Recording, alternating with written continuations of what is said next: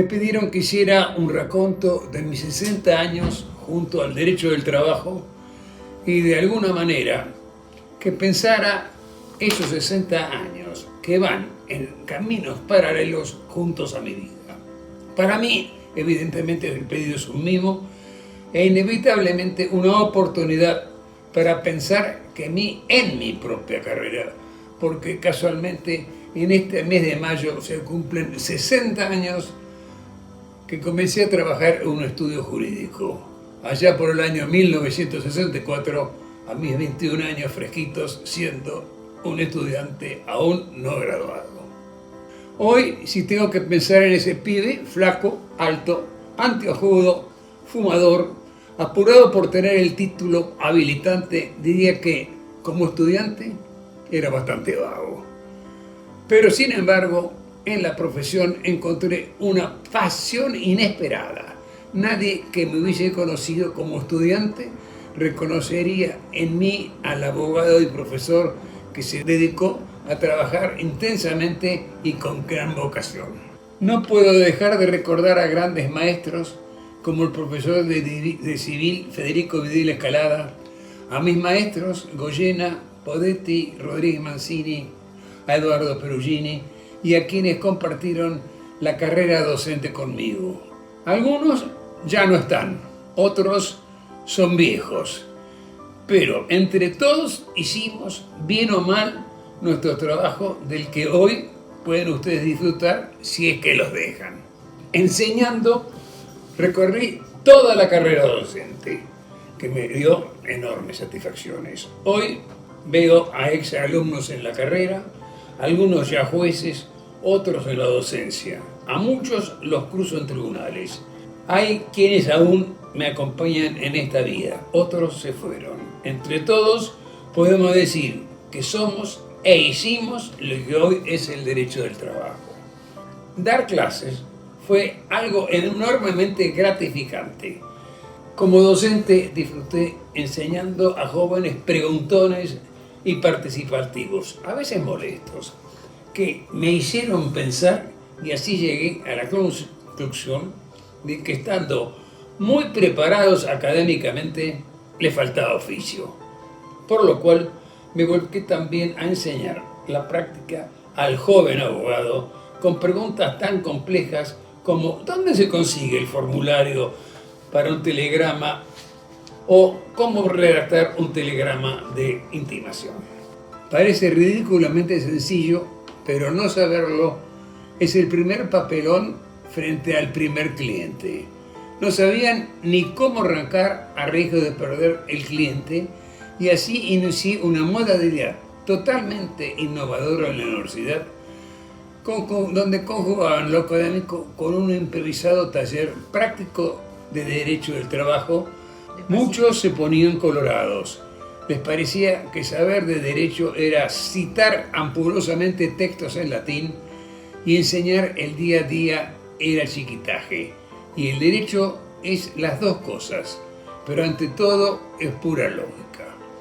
En 1969 gané una beca de la Embajada de Italia y cursé ante la doctora Sanseverino por la Universidad de Milano, que además de especializarme, me permitió ver el funcionamiento de los tribunales italianos, así como reflexionar con un mayor nivel de profundidad sobre las características del derecho laboral. A fines de los 60, la teoría que predominaba en el mundo de la justicia argentina era la del contractualismo. Si tenías un contrato, eras empleado, y si no, nada. Mis primeras experiencias defendiendo a empleados del sindicato de carga y descarga, conocido como changarines, me hicieron reflexionar sobre la teoría de la relación de trabajo y la subordinación. En el caso Flores de contra Cardés, que llevé en el año 1973, donde se le negó la estabilidad a un changarín, luego la Cámara lo revocaría, me volqué a profundizar la subordinación y la estabilidad.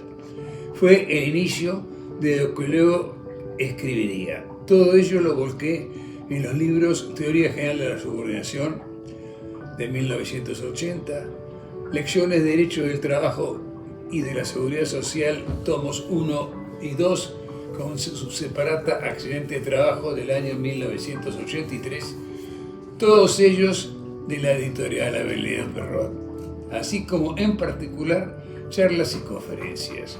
El libro sobre subordinación, de cuya edición hace ya 44 años, junto con el concepto de estabilidad, fueron la fuente de mi trabajo e inspiración. Esta posición permitió que a un gran número de personas se les reconociesen sus derechos laborales y así fueran visibilizados como trabajadores, dándoles no solo derechos individuales, obras sociales y jubilaciones, sino también dignidad. Junto con mi placer por la docencia, siempre estuvo mi pasión por el trabajo de abogado. Aprendí que el derecho es uno solo y que el derecho del trabajo, como especialidad, es hijo del derecho civil. Y que no se es abogado dogmáticamente de empleadores y o de trabajadores, sino simplemente se es abogado a secas, respetuoso de quien confía en uno. Por mi estudio pasaron muchas empresas, cantidad de trabajadores, todos ellos, algunos de ellos de pico y pala, otros gente como CIOs, como lo llaman ahora. A todos los defendí con entusiasmo y al hacerlo me llenó de satisfacción. En este camino recuerdo 60 años de dirigentes que como ebrios nos llevaron de una banquina a otra, algunos detractores de los principios tutelares de la materia y otros quienes pretendieron darle todo a los trabajadores inscritos, olvidando los parias que no están regularizados, usando la maquinita de imprimir y escondiendo que estaban favoreciendo a la caja de los sindicatos, omitiendo que el 50% de los trabajadores estaban en negro, autónomos, cuentapropistas o como se los quiere llamar, con el fraude a la ley de jubilaciones y de los propios trabajadores. Perón, hábil político, y recuerdo yo no soy peronista, nunca cedió las obras sociales a los sindicatos, pero con la ley 18.610 los militares compraron una huelga general y le dieron una enorme caja a las asociaciones profesionales. Paradójicamente fueron los militares los que entregaron la caja a los sindicatos. Aristóteles nos enseñó la virtud como el justo camino medio de un hombre justo. Con estas posiciones extremas, aquellos que abordan la grieta denostan la doctrina social de la Iglesia, que, aunque no soy creyente, pienso que es la fuente del estado de bienestar social. Ahora vuelvo a encontrar dogmáticos de un lado y del otro. En el gobierno vemos algunos CEOs de grandes empresas autodenominados libertarios, que de libertarios nada, quienes pretenden la derogación de la tutela bajo el disfraz de flexibilización y quieren, por ejemplo, sustituir la indemnización por despido por un fondo de garantía, con lo cual nos mienten. No sé por qué ni para qué, de quién será el negocio, pero mienten, ya que así no se trabajan los costos laborales. Pensemos en cada año de trabajo, estaríamos pagando un despido a todo el personal. Y yo no conozco a ninguna empresa que despida todos los años al 100% de su planta. Los costos se bajan disminuyendo los impuestos al trabajo a valores razonables. Pero los muchachos no se dan por aludidos. Hoy es casi imposible abrir una empresa con estos costos. Yo estudié con la ley 11.729 del año 33, incorporada al Código de Comercio, aplicable a los empleados de comercio, y con el decreto 33.302 del 45, que amplió la tutela a todos los dependientes. La mesa en la que estudiamos era enorme y repleta de papeluchos por decretos y leyes, vacaciones, aguinaldos, etc. Es decir, no había un cuerpo legal que unifique este conjunto de normativas. Finalmente, la Ley de Contrato de Trabajo de 1974 facilitó mucho la tarea del abogado, pero siempre hay un pero. En 1976 los militares le volvieron a quitar varias tutelas con el decreto 390 del 76. Como verán, los vaivenes fueron constantes. Siguieron una serie de reformas de mala redacción hasta que Menem, con la Ley 24.013 de 1991, llamada de protección del empleo, multiplicó las indemnizaciones a los empleados en negro y nace la figura de la industria del juicio, que no es otra cosa que la sanción por el fraude de mantener personal no registrado debidamente. Supongo que mal asesorados y corriendo los riesgos del timbero, pues la sanción es feroz. La industria del juicio, así, fue responsabilidad de asesores empresariales que le hicieron arriesgar al empresario hasta la existencia de su propia empresa.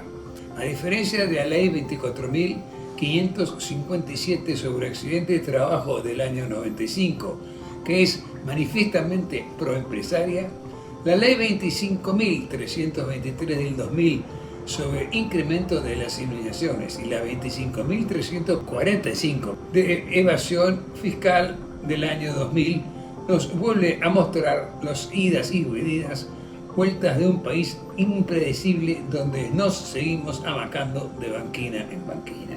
En todos estos años, como muchos compatriotas, padecimos una inflación galopante y pasamos del dólar atornillado a $1 a terminar la convertibilidad como se escapaba el dólar a valores astronómicos. Obviamente redundó en perjuicio de todos, pero fundamentalmente de los trabajadores, lo que exacerbó la postura de ambas partes. Los trabajadores necesitaban ganar más para sobrevivir y las empresas pagar menos con el mismo motivo. En el medio de un estado voraz que entre pitos y flautas duplica las indemnizaciones. Hoy sigue el péndulo, pero un péndulo que al moverse de lado a lado no permite el desarrollo, lo que trae sufrimiento y pobreza.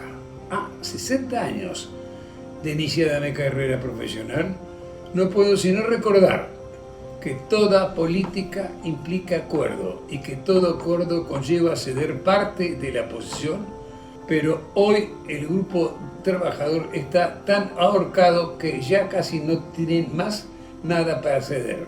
La rosca a desmontar es entre empresarios e intermediarios. Ahí está el costo del que tanto se habla, y no en el bolsillo del trabajador ni en el del pequeño empresario.